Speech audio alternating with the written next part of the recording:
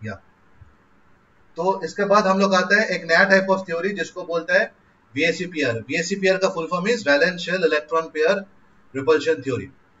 तो इसका main motive क्या था कि ये सिंपल मॉलिक्यूल्स का ज्योमेट्री बहुत अच्छे से एक्सप्लेन किया था।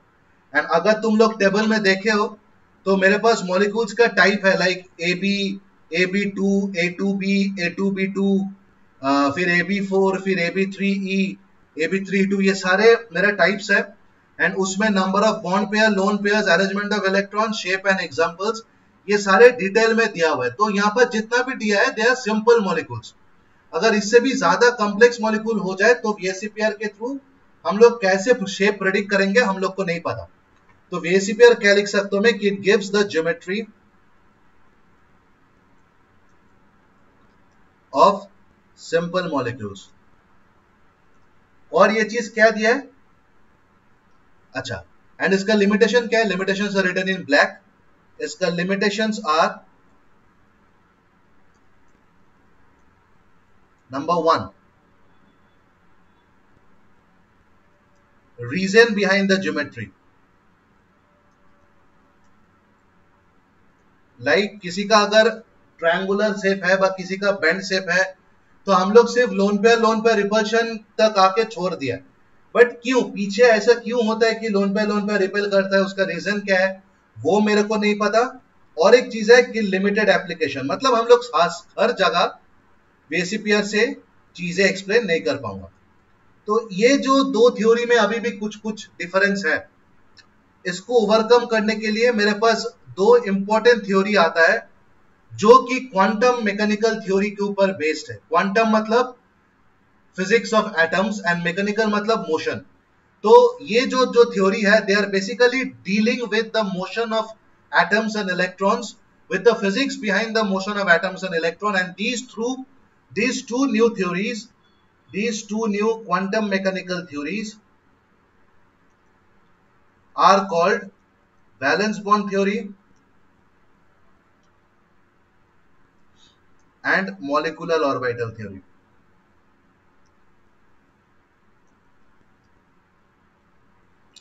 तो इस चैप्टर में हम लोग इस आज के क्लास में हम लोग कोशिश करेंगे वैलेंस बॉन्ड थ्योरी क्या है ये जानने एंड कुछ कुछ टर्म्स पढ़ने के लिए। तो वैलेंस बॉन्ड थ्योरी जानने के लिए मेरे को पहले I have to think how does the formation of an molecule happen. Because अगर मेरे को नहीं पता, जब पहले में जितना भी दो टेक्निक था वहां पर एक चीज पॉइंट है, मतलब एक पॉइंट कॉमन है कि कैसे ऐसा हो रहा है, क्यों ऐसा हो रहा है। तो इसका जवाब हम लोग को तब तक नहीं मिलेगा जब तक ना हम लोग को पता चले कि बॉन्ड हम लोग बाय एक मॉलिक्यूल कैसे बन रहा है।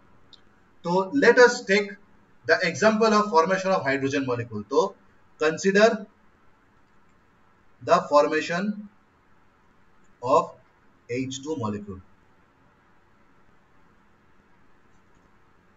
मैं ये शुरू करने के पहले मैं एक रिक्वेस्ट करूंगा सबसे कि आप लोग माइंड में कुछ मत सोचना कि पहले ये पढ़े थे, पहले ये नहीं पढ़े थे।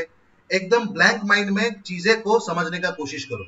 बिकॉज मैं बार बार बोलता हूँ केमिस्ट्री में ये सारे चैप्टर्स जो होता है ये एक टाइम स्केल पे डिपेंड करता है। तो दुनिया के एक कोने में जब वीएसईपीआर हो रहा था, दुनिया के और एक कोने में वैलेंस बॉन्ड थ्योरी हो रहा था। दोनों को पता नहीं था कि ये कैसे बोल रहा है, वो क्या बोल रहा है, बट अल्टीमेटली ये पता चलता है कि वैलेंस बॉन्ड थ्योरी उससे बेटर है। तो हम लोग वैलेंस बॉन्ड थ्योरी पढ़ चुके हैं, अब ये पढ़ेंगे, ठीक है। अब जब भी मेरे पास हाइड्रोजन मॉलिक्यूल का फॉर्मेशन हो रहा है तो मेरे को फर्स्ट चीज क्या चाहिए, 2 हाइड्रोजन एटम्स। तो मेरे को चाहिए पहले 2 हाइड्रोजन एटम्स। हर एक एटम का क्या रहेगा, हर एक एटम का न्यूक्लियस रहेगा। Let the 2 atoms are A and B। तो हर एक एटम का न्यूक्लियस रहेगा जिसका Na NaB। हर एक एटम का इलेक्ट्रॉन्स रहेगा जिसका Ea and Eb। अब मान लो यहां पर एक हाइड्रोजन है, यहां पर एक हाइड्रोजन है, ये एक दूसरे के तरफ आ रहा है due to the formation of molecules. जब ये दोनों एक दूसरे के तरफ आ रहा है तो दोनों में कुछ कुछ फोर्सेस जनरेशन होता है जो हम लोग पढ़ेंगे। ये नजरिया तभी होता है जब हम लोग दो इलेक्ट्रॉन का, दो एटम्स का मोशन को कंसीडर कर रहे हैं। इसलिए मैंने बोला था quantum mechanical theories. Mechanical deals with motion, mechanics. Study of motion, motion of bodies. तो पहले क्या होगा, अब जब हम लोग ऐसे करेंगे, we will try to write it down in this way कि इसका मान लो n है, इसका नंबर ऑफ इलेक्ट्रॉन्स E है, इसका न्यूक्लियस N में, इसका नंबर ऑफ इलेक्ट्रॉन्स E भी। तो फर्स्ट में there will be attractive forces. क्या तुम में से कोई बता पाओगे कि किसके किसके बीच अट्रैक्टिव फोर्स होगा? जब मैं बोल रहा हूं कि दोनों एटम जब एक दूसरे के पास आ रहे तो कुछ अट्रैक्टिव फोर्सेस जनरेट होगा, तो किसके और किसके बीच अट्रैक्शन होगा, कोई बता पाएगा? अट्रैक्शन होगा nucleus of element A with electrons of atom B and electrons of atom A with nucleus of atom B, because nucleus में क्या रहता है? न्यूक्लियस में प्रोटॉन्स रहता है, तो प्रोटॉन्स न्यूट्रॉन्स अट्रैक्ट होता है। Next, nucleus of atom A and electrons of atom A and nucleus of atom B and electrons of atom B, these are called internuclear force of attraction, self attraction, these are called mutual attraction। तो ये चार attractive forces काम करता है जब दो atoms एक दूसरे के पास आता है। अब सिमिलरली दो एटम जब एक दूसरे के पास आ रहा है तो कुछ रिपल्सिव फोर्सेस भी काम कर रहा है। वो रिपल्सिव फोर्सेस क्या है? Repulsive forces are nucleus of element A and nucleus of element B and electrons of element A and electrons of element B, ये दोनों एक दूसरे को रिपल्सन कर रहे हैं। तो बेसिकली क्या हो रहा है, ये चारों फोर्स के लिए दोनों एटम एक दूसरे के पास आ रहा है और ये दो फोर्स के लिए ये दोनों एटम एक दूसरे से दूर जा रहा है। तो there is a constant fight about which force dominates and which force predominates। इसमें क्या होता है, कभी कभी जब रिपल्सिव फोर्स डोमिनेट होता है तो एटम्स दूर जाता है, जब अट्रैक्टिव फोर्स डोमिनेट होता है तो एटम्स कम माने धीरे धीरे आता है, एक दूसरे के पास आता है। अल्टीमेटली क्या होता है, ये में क्या होता है, मेरा जो पोटेंशियल एनर्जी है, बिकॉज हम लोग ऑब्वियसली ये तो समझ पा रहे हैं कि जब ये फोर्स का एक्शन होगा तो my atoms will be in motion, when my atoms will be in motion they have kinetic energy, मतलब their potential energy will be decreasing. और एक पर्टिकुलर टाइम स्केल आएगा जब attractive forces will be more than the repulsive forces, because ultimately मेरे को hydrogen molecule बनाना है तो मेरे को रिपल्सिव फोर्सेस को कैंसिल करना ही है। तो एक पर्टिकुलर टाइम आएगा जहां पर attractive forces balances the force of repulsion and क्या होगा, my KH2 bond is formed and system attains a state of minimum energy and system attains a stage of minimum energy. जब ये minimum energy state हो जाता है तब मैं बोल सकता हूं कि दोनों हाइड्रोजन एटम एक दूसरे के साथ एक बॉन्ड में हो जाए एंड ये बॉन्ड लेंथ तब मेजर करने से मेरे को पता चलता है 74 पिकोमीटर। अब बिकॉज मैंने मिनिमम एनर्जी का बात बोला है, मतलब जब अट्रैक्टिव फोर्स रिपल्सिव फोर्स को ओवरकम करता है, दोनों हाइड्रोजन एक दूसरे के पास आता है, एक केमिकल बॉन्डिंग आता है एंड एक मिनिमम एनर्जी स्टेट में आता है, मतलब ये बात तो बाय डिफॉल्ट नोन है कि there is a loss of energy, there is a loss of energy. ये जो एनर्जी लॉस होता है this is called bond enthalpy, this is called bond enthalpy. Bond enthalpy जिस पॉइंट पे माने ये अट्रैक्शन एंड रिपल्शन और यू कैन से कि ये जो दो एटम का जो रिलेटिव पोजीशन है, जिस पॉइंट पे मेरा जो मिनिमम एनर्जी जो एनर्जी लेवल है वो जिस पॉइंट में मिनिमम आता है उस पॉइंट में ये दोनों में बॉन्ड बन जाता है एंड जिस अमाउंट ऑफ एनर्जी लॉस होता है that is called my bond enthalpy. Similarly अगर तुमको ये एटम को ब्रेक करना है तो तुमको जितना अमाउंट ऑफ एनर्जी देना है that is equal to this bond enthalpy. तो बॉन्ड एंथैल्पी का दो डेफिनेशन है, one the amount of energy released when two atoms form a bond and enter a state of minimum energy is called bond enthalpy, and second definition is the amount of energy which is needed to be applied to a chemical bond in order to separate its constituent atoms, that is called bond enthalpy। yahan tak clear hai? Yes sir। Sir, bolo sir आपने attractive forces में consider किया मतलब inter nuclear forces को, attractive forces को, जैसे nucleus of ए और electrons of ए दोनों में अट्रैक्टिव फोर्स है, तो सर रिपल्सन में भी तो हम लोग इलेक्ट्रॉन्स ऑफ ए कंसीडर कर सकते हैं ना, क्योंकि जितने भी इलेक्ट्रॉन्स होंगे वो एक दूसरे को तो रिपल्सन कर रहे होंगे। तुम सही बोल रहे हो, बट मैं किसका मॉलिक्यूल लेके काम कर रहा हूँ? हाइड्रोजन। हाइड्रोजन का एटॉमिक शेल में कितना इलेक्ट्रॉन है? ओके सर, समझा? Yes sir. गुड। सर और एक मिनिमम एनर्जी मतलब वो थोड़ा मुझे बता सकते हैं फिर से? मिनिमम एनर्जी मतलब, अच्छा मिनिमम एनर्जी, एक चीज हमेशा याद रखना कि दुनिया में, अच्छा मैं एक लाइन लिख रहा हूं, ये चीज ऑलवेज याद रखना, for any process to be stable it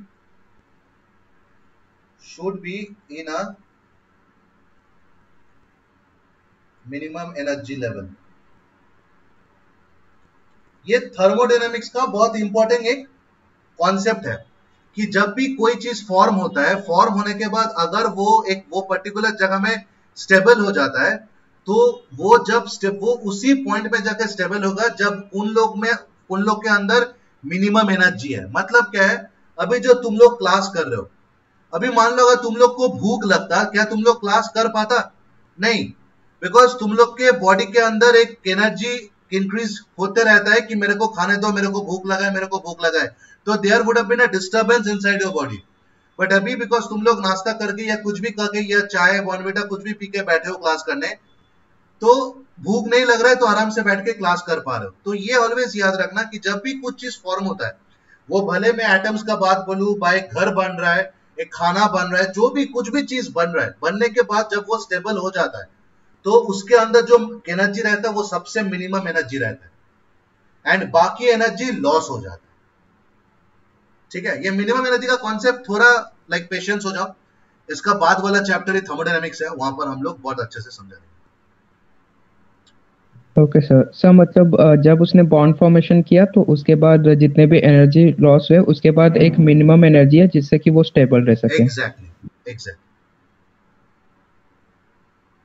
ठीक है, यहां तक सबका क्लियर है? ओके। नाउ ये जो कंप्लीट प्रोसेस हम लोग पढ़े, it give rise to a very important concept which is called orbital overlap concept.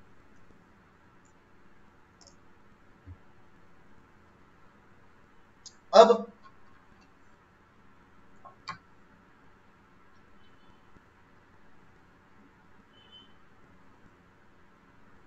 ये चीज बोला जाता है कि जब, consider this hydrogen molecule formation, जब एक हाइड्रोजन मॉलिक्यूल फॉर्म हो रहा है, एंड जब एक हाइड्रोजन मॉलिक्यूल दूसरा हाइड्रोजन मॉलिक्यूल का बहुत करीब आ रहा है, एंड जहां पर मिनिमम एनर्जी हो रहा है वहां पर दोनों में बॉन्ड फॉर्म हो रहा है, तो ये दोनों एटम एक दूसरे के इतने पास आ रहा है कि दोनों का जो ऑर्बिटल है वो दोनों एक दूसरे के ऊपर ओवरलैप हो रहा है।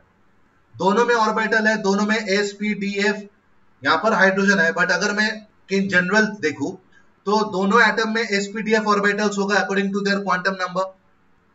अगर दोनों एटम में sp-df ऑर्बिटल्स है और अगर दोनों एटम एक दूसरे के बहुत पास आके एक बॉन्ड फॉर्म कर रहा है, तो ये तो नॉर्मल सा बात है कि दोनों का एटॉमिक ऑर्बिटल के बीच ओवरलैपिंग होने वाला है।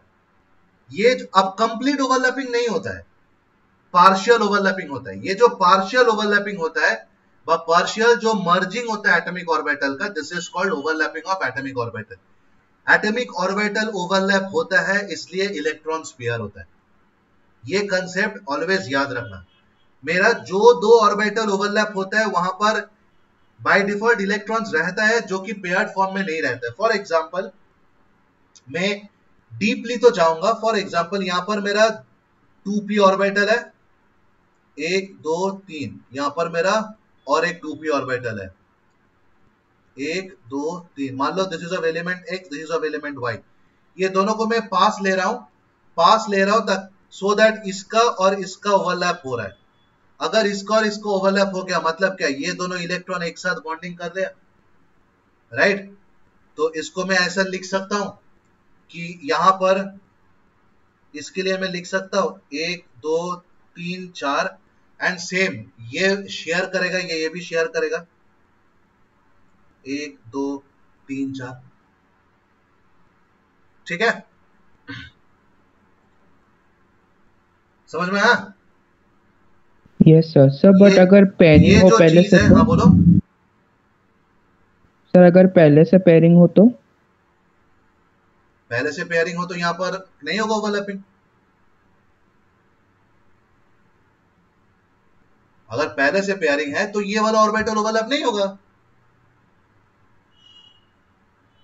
बिकॉज मेरा कोवलेंट बॉन्डिंग का कॉन्सेप्ट क्या है, दोनों मेंबर को इक्वल शेयरिंग करना पड़ेगा ना। अगर इसके पास ऑलरेडी मान लो एक इलेक्ट्रॉन ऑलरेडी है तो ये क्या शेयर करेगा, इसका तो ऑलरेडी ये वाला ऑर्बिटल फुल है, राइट? यस तो सर। जब भी हम लोग एटॉमिक लाइक इलेक्ट्रॉन पेयरिंग का बात कर रहे हैं, हम लोग ऑलवेज कंसिडर करेंगे कि मेरे पास पहले ऑर्बिटल्स ओवरलैप होता है, फिर इलेक्ट्रॉन्स पेयर होता है। अब ये अगर यहां पर एक इलेक्ट्रॉन दो हुआ, मतलब it is a single bond. अब मान लो ये वाला दो ऑर्बिटल ओवरलैप कर लिया, मान लो ये ओवरलैपिंग यहां से यहां तक हुआ, तब इसका और इसका पेयरिंग हुआ, इसका और इसका पेयरिंग हुआ, मतलब टोटल 4 इलेक्ट्रॉन्स पेयर हुआ, विच मींस डबल बॉन्ड। अगर ये पूरा ओवरलैप हो जाएगा, मतलब 3 इलेक्ट्रॉन्स पेयरिंग हुआ, विच मींस ट्रिपल बॉन्ड। जितना ज्यादा ओवरलैप करेगा उतना बॉन्ड ऑर्डर बढ़ते रहता है, एंड जितना ज्यादा ओवरलैप करेगा उतना ज्यादा स्ट्रांग होगा। ठीक है, तो दिस इज बेसिकली ये जो कॉन्सेप्ट है, इसके ऊपर कुछ कुछ नया चीजें बनाया गया था। ठीक है, तो this is in general the brief concept of atomic overlap. अब किसके साथ क्या ओवरलैप करेगा ये तो हम लोग धीरे धीरे देखेंगे। उसके पहले I have to see one thing that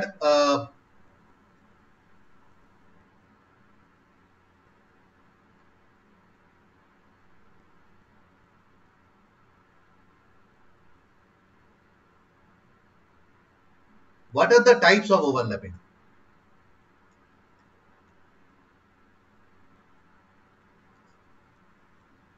तो अगर तुम लोग नोट्स ले रहे हो तो right it down. Atomic orbital overlap के बेसिस में मेरे पास दो टाइप ऑफ बॉन्ड होता है। एटॉमिक ऑर्बिटल ओवरलैप के बेसिस में मेरा जो कोवेलेंट बॉन्ड होता है वो दो टाइप का होता है। One is sigma bond, another is pi bond.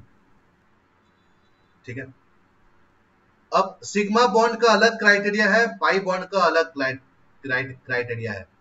अब सबसे पहले जानना जरूरी है कि सिग्मा बॉन्ड होता कैसे है। इसके पहले we should have a brief idea about shapes of atomic orbital. ठीक है, तो मैं इसके बाद शेप्स करके फिर यहां से कंटिन्यू करूंगा। तो let us go shapes of atomic orbital. हम लोग थोड़ा एलिमेंट का कंसेप्ट आएंगे। तो मेरे पास कितना ऑर्बिटल है, एस पी डी, फिलहाल डी तक ही रखो, we are not going to the केव चीज। तो केस में क्या है, n is equal to 1, l is equal to 0, m is equal to 0, right? तो एस में एक ही ऑर्बिटल मतलब एक ही सेक्शन होता है, and case orbital is spherical in shape.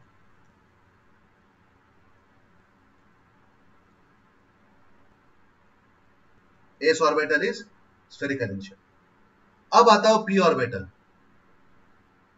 P में क्या है, पी में n is equal to 2 start होता है। If n is equal to 2, l is equal to 0, 1 माने sorry l is equal to 1,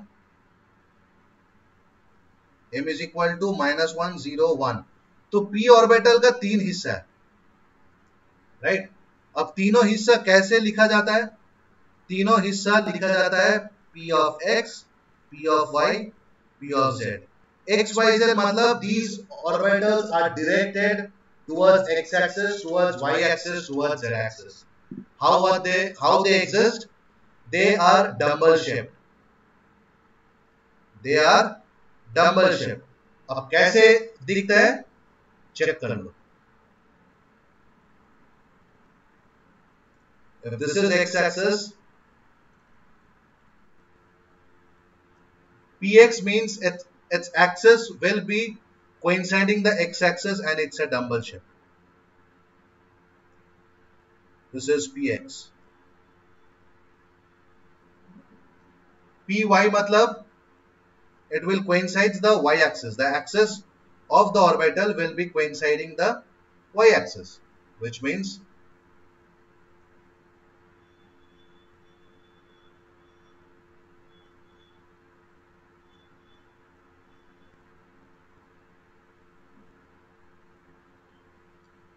and z-axis means अगर तुम इसी एक्सिस में दिखाना चाह रहे हो तो you can take it to be z-axis.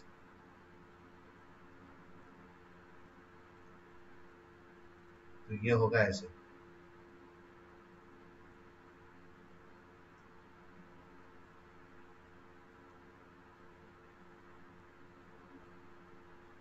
So these are three shapes of three p orbitals, px, py, pz. समझ में आया?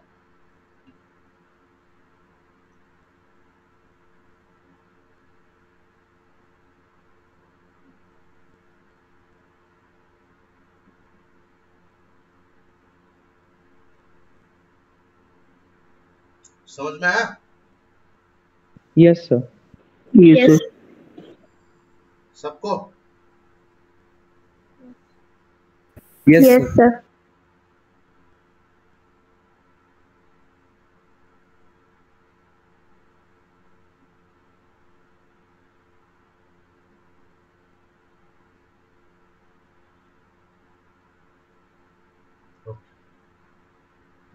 नेक्स्ट मेरा है डी. डी के लिए मेरा क्या है? डी आता है when n is equal to 3, l is equal to 2, तो m होगा -2, -1, 0, 1, 2. तो डी में मेरा 5 हिस्से, राइट? डी सबसेल में मेरा 5 हिस्से. तो जैसे p को px, py, pz बोलता है, d को ऐसा नहीं बोलता है, because d is a planar orbital, मतलब वो दो प्लेन लेके रहता है. तो d का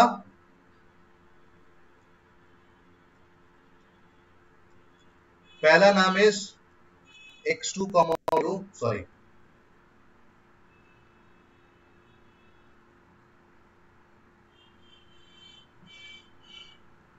xy, yz, xz, x2, y2, z square. ठीक है? इसका मतलब is it contains two lobes, one in the x plane, another in the y plane, or two in the xy plane. It contains two lobes yz, it contains two lobe xz, it contains two lobes in x axis and y axis, it contains two lobes, one in x axis and one surrounding the z axis, sorry, one in z axis and one surrounding the z axis. So let us see. पहले is xy. अब इसका दो, तो total कितना lobe होगा? 4. Let's see.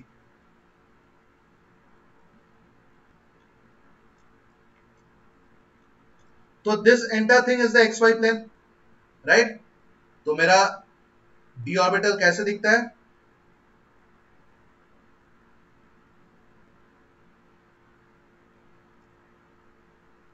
This is my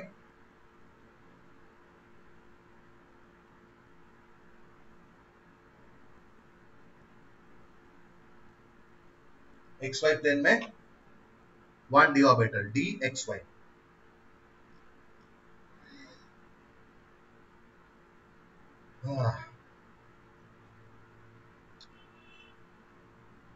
लिख लिया सब?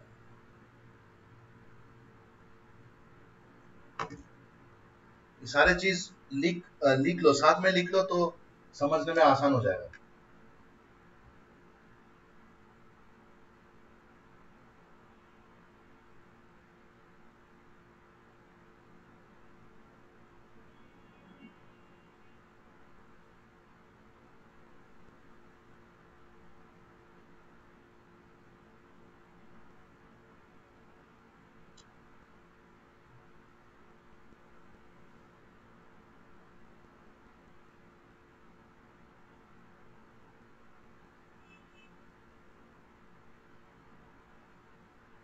नेक्स्ट आता है मेरा डी का वाई जेड, सेम चीज।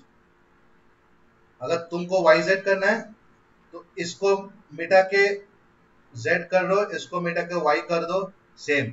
अगर xz करना है, इसको मिटा के z कर दो, इसको मिटा के x कर दो, you get the same thing. Next आता है x2 y2। How is this? मतलब x एक्सिस में दो लोग, y एक्सिस में दो लोग, तो वो बेसिकली ऐसा दिखता है।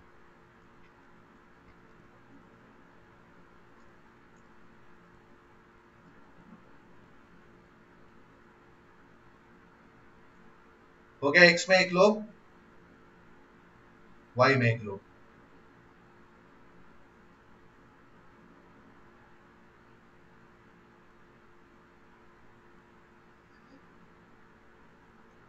This is dx2y2। और एक होता है dz2। इसका मतलब क्या है? z में तो एक लोग होगा ही, और एक z के साथ whatever plane you want to give, x दो y दो, नथिंग मैटर। z के साथ एक प्लेन, एक तुम्हारा ये होता है, और एक इसके अक्रॉस सर्कल में घूम के रहता है।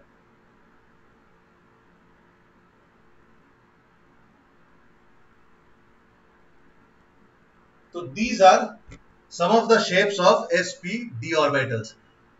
मैं एडवाइस करूंगा सबको लिख लो एक बार।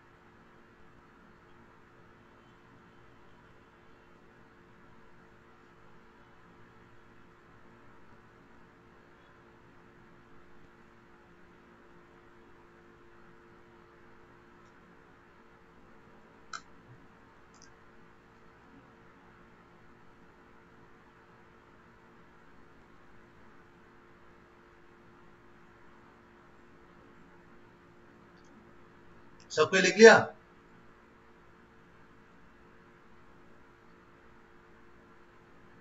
हेलो,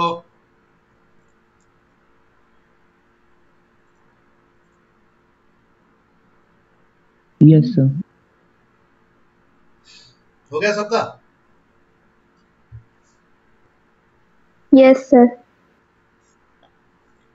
बाकी प्रीतम, समीक्षा, वर्षा, शिल्पा, अंशिका, वर्षा प्रधान, आशीष, Satya, Yes, sir. Yes, sir. Yes, sir. Ritika, Yes, sir. Yes, जनक, sir. क्या बोल रहे हो? Yes, sir. हो गया. अच्छा, रितिका, जनक, Yes, sir. Completed. Good, Yes, sir. Okay. तो अभी हम लोग, बिकॉज हम लोग को पास सारे शेप्स आ गए, अब हम लोग ये पॉइंट से कंटिन्यू करेंगे। Will now continue from shapes of atomic orbital. तो पहला जो ऑर्बिटल है दैट इज, पहला जो बॉन्ड होता है दैट इज सिग्मा बॉन्ड। तो याद रखना, sigma bond is made of head on overlapping, head on overlap. मतलब मेरे पास दो s है, ये दो s ऑर्बिटल है, ये दोनों आपस में आके एकदम हेड ऑन ओवरलैप कर गया, तो ये जो बॉन्ड बना, this is basically a sigma bond. Similarly मान लो ये एक p ऑर्बिटल है और ये एक p ऑर्बिटल है, ये दोनों आपस में आके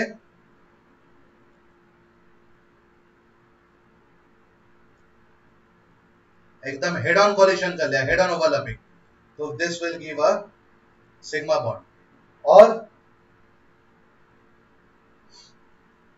ये एक p ऑर्बिटल है, उसके साथ ये एक s ऑर्बिटल है, तो ये भी जो बॉन्ड यहाँ पर होगा that is called sigma bond. वैसे 3 बेसिकली बॉन्ड्स होता है, लाइक 3 बेसिकली ओवरलैप होता है जिसके लिए सिग्मा बॉन्ड होता है।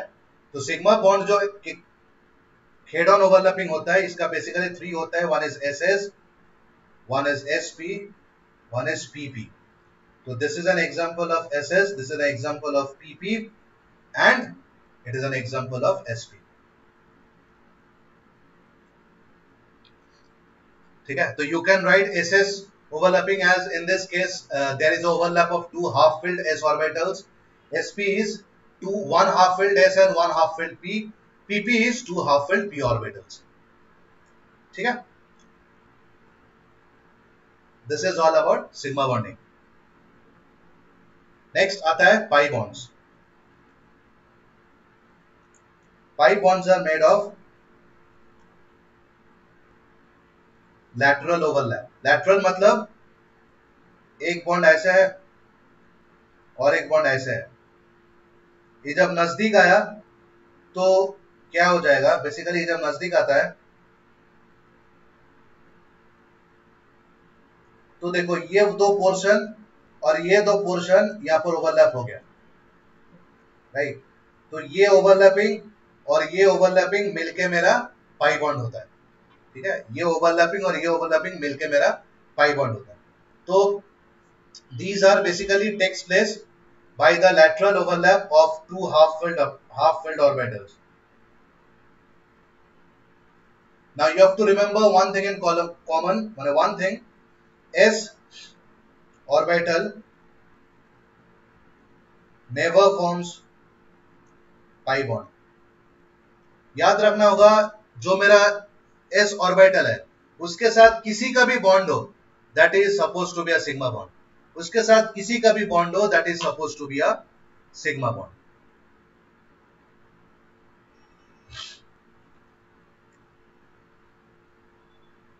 तो यहां पर हम लोग ये बॉन्ड को बेसिकली क्योंकि जब एक बॉन्ड फॉर्मेशन में मेरे को ऊपर और नीचे दोनों जगह ओवरलैप हो गया तो वो बॉन्ड को बेसिकली ऐसे दिखाना होता है। This is the electron cloud जो कि ऊपर वाला ऑर्बिटल ओवरलैप का है, and this is the electron cloud जो कि नीचे वाला ऑर्बिटल ओवरलैप के लिए है। हम लोग ये ऑलवेज दिखाता है as a pi bond because इसका लॉजिक क्या है, बिकॉज सेंटर में कोई ओवरलैपिंग नहीं हो रहा है एंड इसमें एक इलेक्ट्रॉन होगा, इसमें एक इलेक्ट्रॉन होगा, मतलब एक बॉन्डिंग में 2 जगह ओवरलैपिंग हो रहा है। मतलब एक जो बॉन्ड हुआ उसमें मेरा 2 इलेक्ट्रॉन क्लाउड्स है, बिकॉज जहां ओवरलैपिंग हो रहा है वहां पर ही पेयरिंग होगा, मतलब वहां पर ही इलेक्ट्रॉन क्लाउड्स रहेगा। तो ऐसे मेरा पी बॉन्डिंग दिखाया जाता है। Now naturally what happens is sigma bond is much stronger than pi bond. क्यों? बिकॉज ज्योमेट्रिकल प्रेजेंस के वजह से हेड ऑन ओवरलैपिंग सबसे ज्यादा ओवरलैप करता है। This is because extent of overlapping is maximum for head on case, right. अब because ये ज्यादा स्ट्रॉन्गर है मतलब ये ज्यादा स्टेबल है, बिकॉज ये ज्यादा स्टेबल है this is less energy, and because pi bond come stable है तो pi bond is of high energy.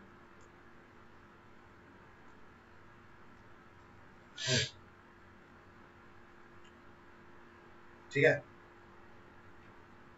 अब यहां तक मैंने क्या पढ़ा, मैंने पढ़ा कि कैसे ऑर्बिटल शेप्स होता है, एटॉमिक ओवरलैपिंग का जस्टिफिकेशन पढ़ा, टाइप्स ऑफ ओवरलैपिंग पढ़ा and nature of chemical bonding पढ़ा।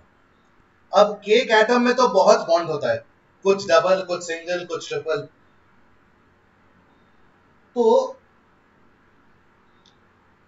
अगर मेरे पास ऐसा कोई एटम है कि मान लो मेरा ट्रिपल बॉन्ड हो रहा है तो उसमें कुछ कुछ सिंगल होगा, कुछ कुछ सिग्मा होगा, कुछ कुछ पाई होगा।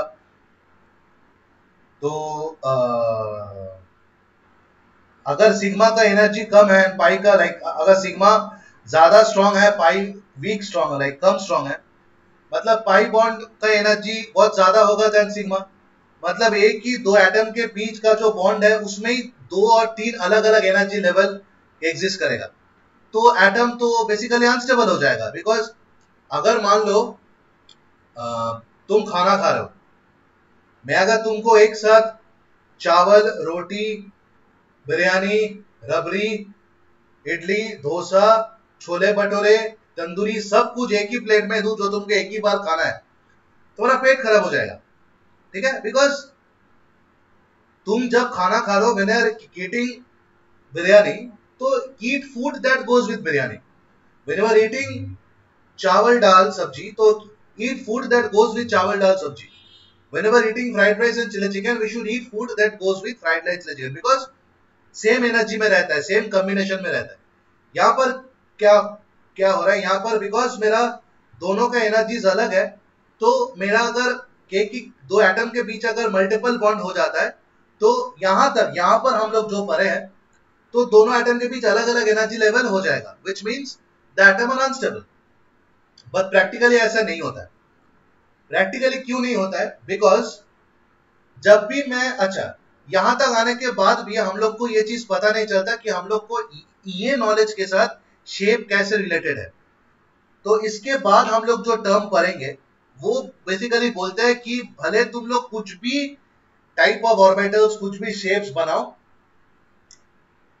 जब एटॉमिक ऑर्बिटल ओवरलैप होता है तो बहुत रेयर केस होता है कि वो एटॉमिक ऑर्बिटल प्योर फॉर्म में ओवरलैप होता है। जैसे हम लोग आज हम लोग को जो भी सब्जी मिलता है, बहुत रेयर केस होता है कि वो सब्जी प्योर है, कहीं ना कहीं वहां पर फर्टिलाइजर्स, मेडिसिन लगा के आता है, तो वो सारे सब्जी को क्या बोलते हैं? हाइब्रिड। तो यहां पर भी हम लोग पढ़ेंगे कि मेरा पास प्योर ऑर्बिटल्स रहने के बावजूद हमें कैसे हाइब्रिड ऑर्बिटल्स फॉर्म करता हूं, कैसे हाइब्रिड ऑर्बिटल्स का बॉन्डिंग होता है, एंड कैसे मैं सबका शेप जस्टिफाई करता हूं। उसके पहले you have to note a very important line जो मैं मिस कर गया था। For any occurrence of multiple bond,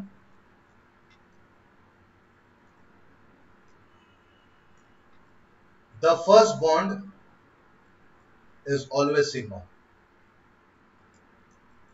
जब डबल या ट्रिपल बॉन्ड होगा, पहला जो बॉन्ड होगा that should always be sigma, और दोनों एटम के बीच एक से ज्यादा सिग्मा हो नहीं सकता। अगर एक बार सिग्मा हो गया और अगर वो ट्रिपल बॉन्ड है तो बाकी दो पाई होगा ही होगा। ठीक है, तो ये 2 पॉइंट मेजर करना होगा, मैंने याद रखना होगा कि दो एटम के बीच अगर मल्टीपल बॉन्डिंग हो रहा है, the first bond should always be sigma, और दोनों एटम के बीच एक सिग्मा छोड़ के और एक सिग्मा से ज्यादा सिग्मा होना पॉसिबल नहीं है। ठीक है, यहां तक सबका क्लियर है?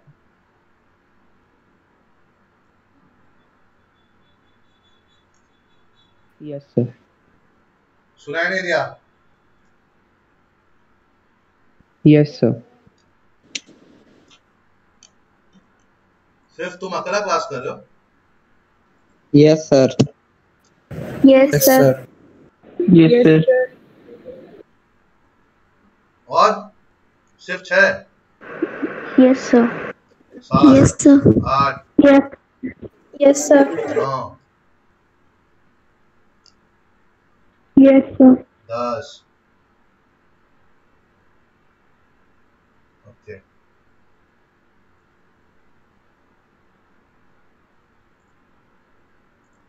तो next let us start the topic hybridisation.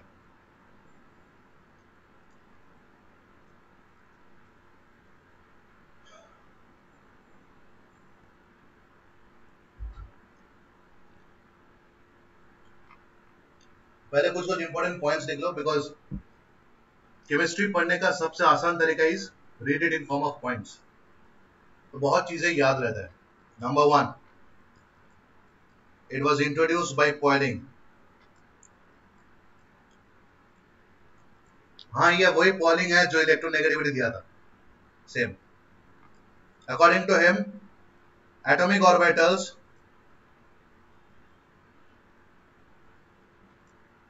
combine to form new set of equivalent orbitals known as hybrid orbitals. New set of equivalent orbitals to known as hybrid orbitals unlike pure orbitals, मतलब according to Pauling pure orbitals bond form नहीं करता, तो unlike pure orbitals, hybrid orbitals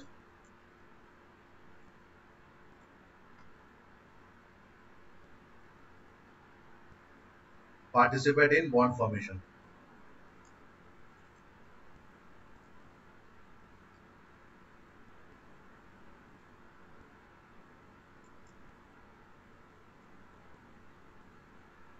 Number 4. This phenomenon is known as hybridization.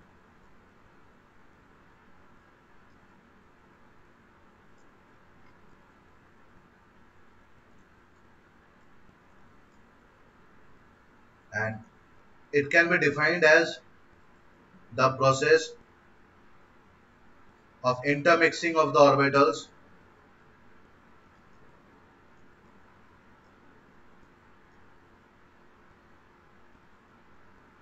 of slightly different energies so as to redistribute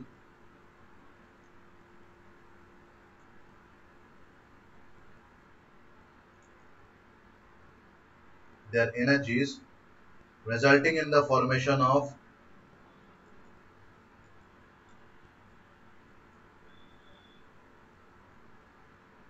a new set of orbitals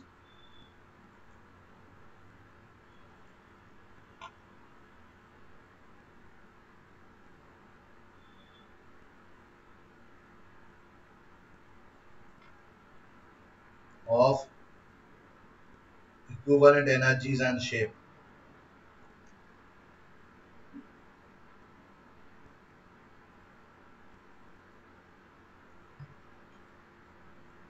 ठीक है, तो last point में आके मेरा मुद्दा क्लियर हुआ। मुद्दा क्लियर हुआ कि इतना जो अलग अलग ऑर्बिटल है, अलग अलग शेप है, तो ये शेप मेरे लिए दिक्कत कर सकता है, बिकॉज मेरे को एग्जैक्टली नहीं पता कि पी का किसके साथ किसका हेड ऑन होगा, किसके साथ किसका लैटरल ओवरलैप होगा। मेरे को ये भी नहीं पता कि कौन सा एस ऑर्बिटल के साथ, माने कौन सा तो पता है, एस ऑर्बिटल के साथ पी का किसका साथ उसका हेड ऑन ओवरलैप होगा, राइट। एंड मेरे पास अलग अलग शेप्स है, जो शेप्स कंबाइन करा के एक टोटल शेप निकालना is a complicated thing. And last but not the least, जो पॉइंट मैंने बोला, डिफरेंस इन एनर्जी। तो पॉलिंग ने बोला कि हम लोग ये अज्यूम करेंगे कि जो एटॉमिक ऑर्बिटल्स है वो जब एक दूसरे के पास आता है, they combine with each other to form two set of new orbitals, जिसको हाइब्रिड ऑर्बिटल्स बोलते हैं। हाइब्रिड ऑर्बिटल्स मतलब इसमें कुछ ऑर्बिटल पार्ट 1 का भी है, कुछ ऑर्बिटल पार्ट 2 का भी है। ये जो हाइब्रिड ऑर्बिटल्स फॉर्म हुआ, इसमें क्या होगा, पार्ट 1 एंड पार्ट 2 का जो एनर्जी है उसको ऐड करके मैं इक्वली डिवाइड कर दिया, मतलब इंटरमिक्सिंग हो गया। एंड क्या होगा, मतलब एनर्जी रीडिस्ट्रीब्यूट हो गया। एंड वो हाइब्रिड ऑर्बिटल्स के साथ मैं जो भी बॉन्ड करूंगा वो एक फिक्स टाइप ऑफ बॉन्ड होगा, एंड वो जो भी शेप करूंगा वो एक फिक्स टाइप ऑफ शेप होगा। मतलब हम लोग क्या किया, हम लोग शेप का जो कंफ्यूजन है एंड किसके साथ क्या बॉन्ड, माने क्या हेड ऑन बाय लैटरल करने से सिग्मा बाय पाई होगा, इसका जो दो कंफ्यूजन है वो हम लोग यहाँ पर दूर कर दिया। ये जो फेनोमेनन, इसको बोला जाता है हाइब्रिडाइजेशन। ठीक है, what are the main features of hybridisation? जितना number of atomic orbitals hybrid हो रहा है, उतना नंबर ऑफ हाइब्रिड ऑर्बिटल्स होगा। मेन फीचर्स, नंबर 1 लिखो, the total number of hybrid orbitals is equal to the number of atomic orbitals that get hybridized. Total hybrid orbitals is equal to atomic orbital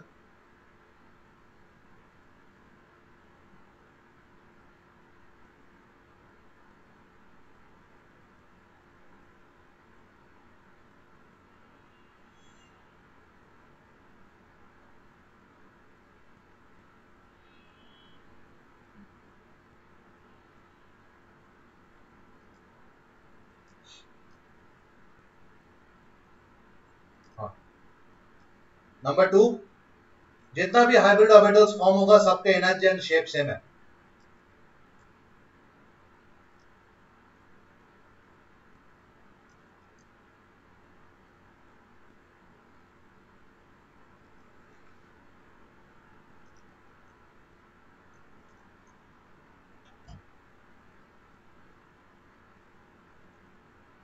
number 3, hybrid orbital chemical bond form करने में जितना stable है, जितना effective है, उतना pure orbitals नहीं है।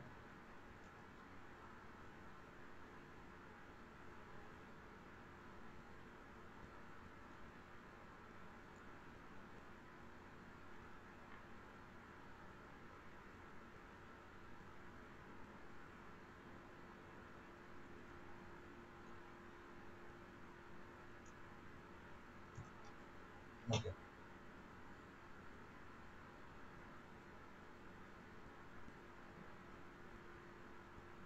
Number 4, this is very important. ये जो हाइब्रिड ऑर्बिटल्स फॉर्म होता है, ये लोग स्पेस में एक पर्टिकुलर वे में अरेंज रहता है, एंड ये लोग स्पेस में एक पर्टिकुलर वे में अरेंज रहता है ताकि जितना भी हाइब्रिड ऑर्बिटल है, सब एक दूसरे से मिनिमम रिपल्शन डिस्टेंस में खड़ा है।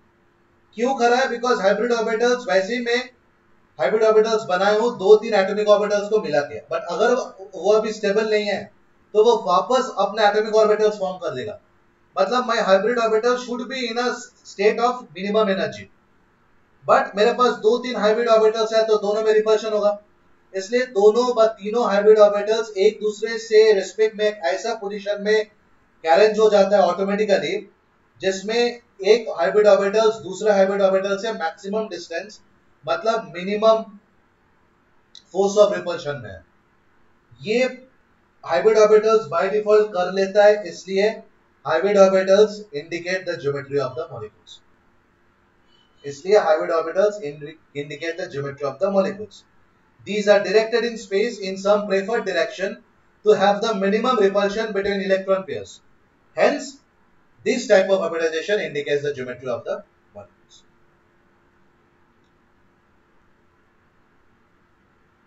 Clear?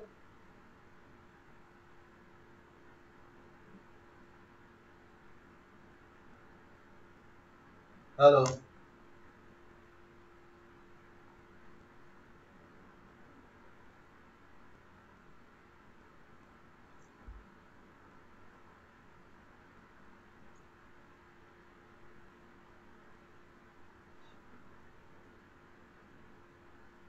Is it clear? समझ में आया? Yes, sir. सबको? Yes. Yes, sir. Yes, sir. और बाकी? Sir, can you repeat the fourth point once again? Okay. Fourth point is, मान लो दो एटम के बीच 4 हाइब्रिड ऑर्बिटल्स आए। अब 4 हाइब्रिड ऑर्बिटल्स को स्टेबल होना जरूरी है, वरना ये फिर से ब्रेक करके 4 एटॉमिक ऑर्बिटल्स बना लेगा।